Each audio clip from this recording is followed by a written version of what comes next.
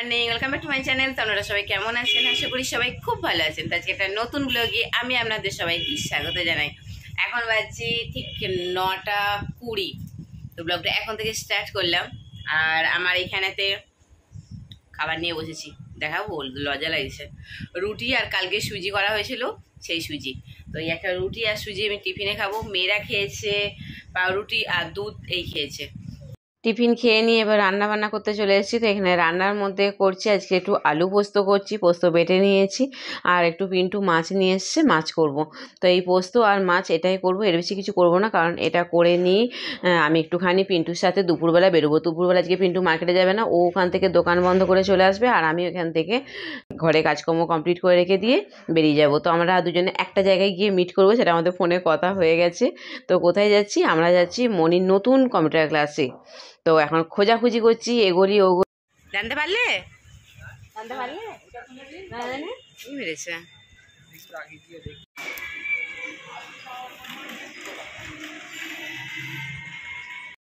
তো আমরা অনেক খোঁজাখুঁজি করলাম, একে তাকে জিজ্ঞাসা করলাম, এই গলি ওই গলি, আমরা ঢুকছি আবার বেরিয়ে আসছি, এরকম করছি। তো পিন্টু বললো শুধু গাড়ির তেল পুড়িয়ে লাভ নেই, তুমি একটা গাছের তলায় গাড়িটা নিয়ে দাঁড়াও, স্কুটিটা নিয়ে, আমি এদিক ওদিকে খুঁজে দেখি, সবাইকে জিজ্ঞাসা করে, তারপর একে তাকে জিজ্ঞাসা করে আলটিমেটলি পেয়েছিলাম। পেয়ে তারপরে সেখানে মনিকে ভর্তি করে এবারে বাড়ি যাচ্ছি। আর আমরা আগে ওকে নাগের বাজারে দিয়েছিলাম। তো নাগের বাজারে না প্রচণ্ড অসুবিধা হতো, জল ঝড় বৃষ্টির মধ্যে আমি যে ওকে দিয়ে আর বাড়ি আসতাম না, ওখানেই বসে থাকতাম। তো ওই যে 2 ঘন্টা ওইভাবে রোদ গরমে জল ঝড়ে বসে থাকতাম, তো খুব কষ্ট হতো। তো পিন্টু বলেছিল ধারে কাছে যদি ওই সেন্টারটারই যদি ধারে কাছে কোথাও থাকে সেখানে দিয়ে দেবো। তো ওই সেন্টারটাই আমাদের এখানে ধারে কাছে আছে। ধারে কাছে বলতে ওদের অক্সিলিয়াম স্কুলের পাশেই ছিল, কিন্তু আমরা যখন নাগের বাজারে ভর্তি করেছিলাম তখন জানতাম না যে এখানে অক্সিলিয়াম স্কুলের পাশেতেই ও গ্লোবাল আইকিউ আছে। তো সেই জন্য একটা বছর ওখানে আমরা কন্টিনিউ করলাম, আমরা যে মাঝপথে সার ছাড়াবো না, এখানে একটা বছর কমপ্লিট করে। তো ওখানে একটা বছর কমপ্লিট করিয়ে নিয়ে নাগের বাজারে তারপরে এখানে আমরা আবার ভর্তি করে দিলাম। তো বাড়িতে এসে একটুখানি ঘুমিয়ে নিয়েছিলাম, ঘুম থেকে উঠে এখন চিকেন পকোড়া আর গরম গরম চা বা চাফি বলতে পারেন, চা আর কফি মিশিয়ে, এই এখন পিন্টু আর আমি খেতে বসে গেছি। পিন্টু এবার চলে যাবে দোকানে, আর আমরা আর একটা জায়গায় যাব, সেটার প্ল্যান প্রোগ্রাম চলছে। তো আপনারা ব্লগটা দেখতে থাকুন। আমরা এবার কোথায় যাচ্ছি সন্ধ্যাবেলায় রেডি হয়ে দেখতে পাবেন। চোরের মতো যাচ্ছে যে আমার আস্তে করে সারপ্রাইজ দিতে।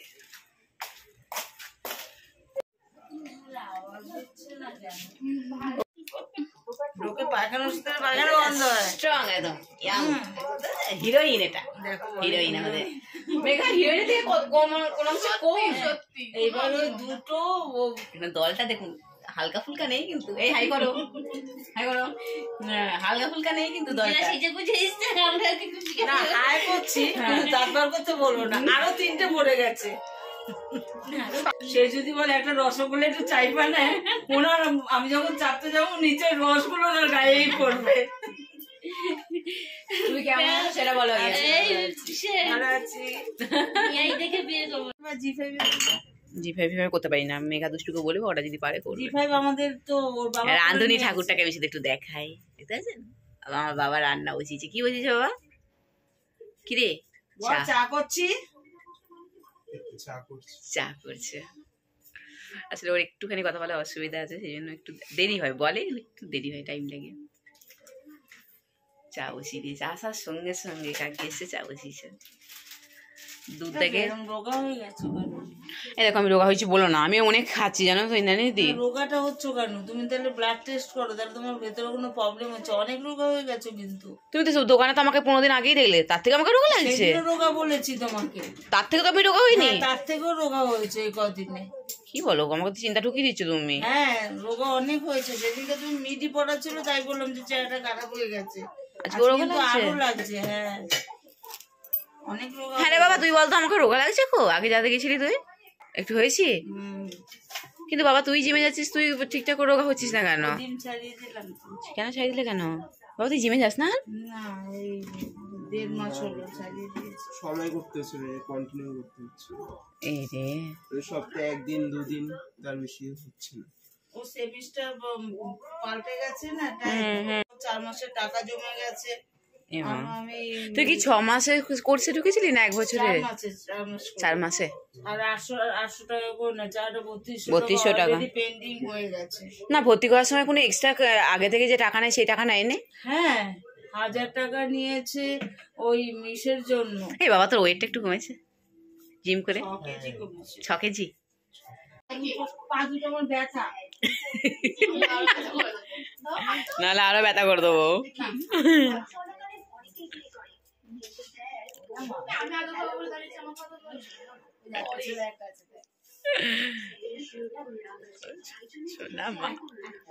পরে পরে ওর লজ্জা লাগে না? মা এই যে আমাকে নমস্কার করো দিদিকে। দিদি আছে এখানে। বল বল জামা তুমি যাবে। এই রিমি তুমি যাবে আমাদের সাথে আমাদের বাড়ি একদিন। একদিন নিয়েছি না? হ্যাঁ একদিন চলো না। হাসপাতাল থেকে আসো তখন এপ্রিল চলে যাবে, চলতে হবে 10 বছর এই রিমি তুমি একদিন আমাদের বাড়ি যাবে। তুমি যাও দিদি। ঠিক আছে আমি তো আসবো তো। না বলছে যে হাসপাতাল থেকে আসো তখন পেট ধরে ধরে যেতে হবে ওখানে সিঙ্গি। আচ্ছা সায়ন বাবা তুই তো আমাকে একটু ফোন করে বলতে পারবি যে মা কবে যাচ্ছে কবে আসছে কি না, একটু বলিস প্লিজ। ঠিক আছে আমি কিন্তু তোর উপর দায়িত্ব দিলাম এটা।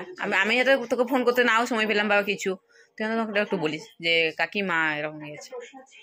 ওই গলব্লাডারটা 3 মাস পর আবার কিডনিটা বললে তো তুমি। হ্যাঁ মা আসছি মা। হ্যাঁ যাই আমি। যদি দুই বোনে কম্পিটিশন করছে কে আগে যেতে পারে। এবার হাত ছেড়ে দেখা এবারে কে আগে যেতে পারে, কে আগে।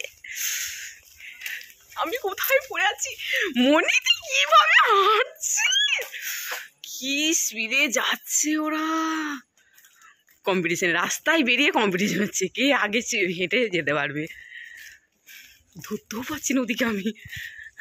মনিটা খুব স্পিডে হাঁটতে পারে। পাজিগুলো। মনি এখানে ডিটক্স ওয়াটার বানাচ্ছে, তো সেই জন্য রাতে ভিজিয়ে রাখছে। এখানে 4 চামচ কি আছে, চিয়া সিড আছে, দিয়ে দিল এর মধ্যে। এখানে কি কি নিয়েছো? এর মধ্যে আছে স্লাইস করে রাখা লেমন, তার সাথে জিঞ্জার, কিউকাম্বার, আর এটা মিন্ট লিভস। প্রথমে আমি মিন্ট লিভসটা দিলাম। গরম না পড়তে করতেই মনির ডিটক্স ওয়াটার বানানো শুরু হয়ে গেছে। এটা খেলে নাকি বলছে খালি পেটে কি হয়, ওয়েট লস হয়, তারপর হাইড্রেশন মেইনটেইন থাকে, এটা ডাইজেশনে হেল্প করে, এরপর প্রোটিন কমায়, অনেক কিছু। কিন্তু মানুষের শরীরে তো প্রোটিনের দরকার হয় রে বাবা। এটা ডেইলি পারপাসে খেলে হ্যাঁ প্রোটিনের তো দরকার হয়। আমি বলছি ব্লোটিং। ব্লোটিং আচ্ছা আচ্ছা আচ্ছা আচ্ছা আমি প্রোটিন শুনেছি, সরি। এরপর এর মধ্যে যে যতটা অ্যামাউন্টে করবেন সেই ততটা মেজার করে জল দিয়ে দেবেন। এখানে যেহেতু শুধু আমি আর মা খাচ্ছি তাই 2 গ্লাস জল মেজার করে একদম 2 গ্লাস জল এর মধ্যে।